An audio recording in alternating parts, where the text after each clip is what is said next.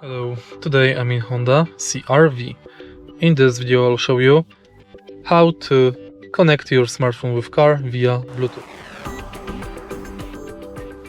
In the beginning, take a look at the screen display, go to settings, and now go to Bluetooth.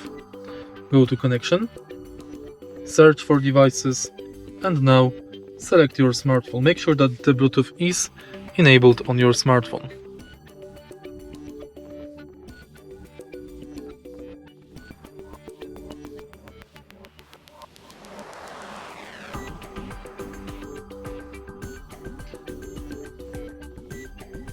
Confirm on your smartphone, and now confirm on the screen display, and it's done. If you find this video helpful, please leave like, comment and subscribe.